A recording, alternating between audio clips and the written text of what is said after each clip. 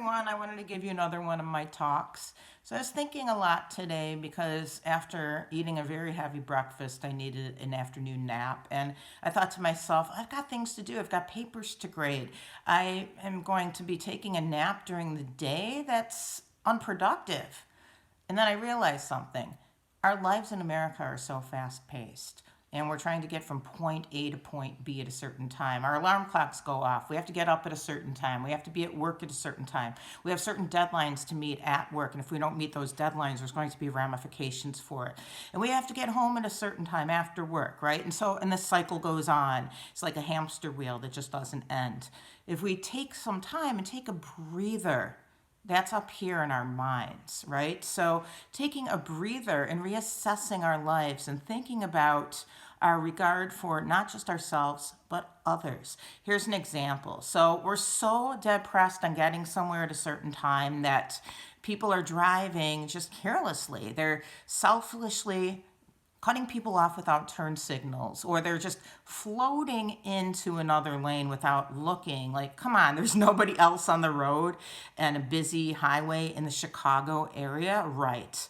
And you guys who come from other large cities know exactly what I'm talking about as well. So this continues, and everybody is in line at a grocery store. Even now, all these people have to get toilet paper, so they're just going to fill their carts with toilet paper and water and not care about anybody else because it's them first. Hold up, take a breather, reassess not only your needs, but what are the needs of other people?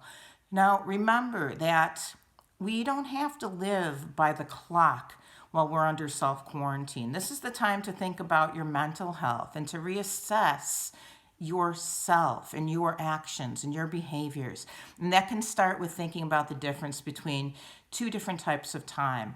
There was this composer that passed away in 2017, David Maslanka, an American composer who wrote mostly wind ensemble music. He also wrote two incredible marimba solos. And not only did I get to meet him while I was a student at Illinois State University, but I got his autograph on his two pieces of sheet music that I own. And what a privilege that was. It was also a privilege to listen to this talk that he gave. In his lecture, he talks about two different types of time, which were clock time and real time. And I'm sure that you've heard about clock time and real time, but in case you haven't, clock time is we're looking at the clock about our deadlines and about the places we have to be at a certain time, the places that we have to go to next, and the things that we have to do by a certain deadline. Real time is here. Real time is in the mind. Real time means you're taking care of you. How do you achieve that? How do you achieve that under clock time? Pretty much time management is all about real time and clock time and getting that balance between the two. But how do we achieve it? Pretty much what I did today was, again, I thought, I can't possibly take a nap because I have to be up at a certain time to get who said I have to be up at a certain time to get these papers graded? I could do them tonight, right? I'm still going to get them done. I'm just going to get them done at a different time.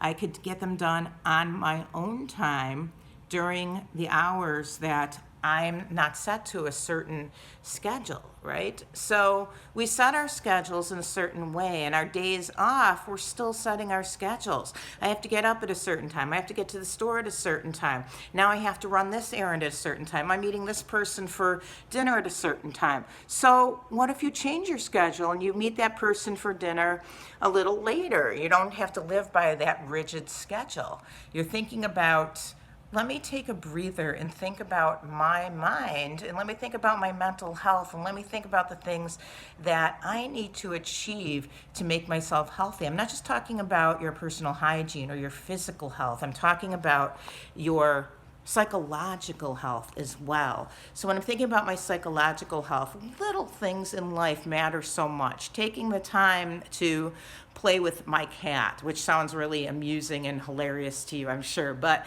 doing things like that, taking time to cook one of my homemade meals instead of a quick meal like spaghetti or something that just takes, very limited time.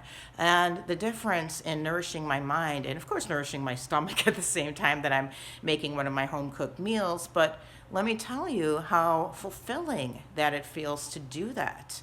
How do we fulfill ourselves? How do we recharge ourselves? How do we look at what's important to ourselves? Be kind to ourselves, and then we can be kind to others as well. And I think we've kind of lost that perspective of how we are kind to others. It starts with how we are kind to ourselves and taking that, just take a breath, take a step back, and be kind to yourself, and you'll see the difference in how our moods are around other people and how we regard other people. And I think that's one of the greatest lessons that I'm learning during this self-quarantine.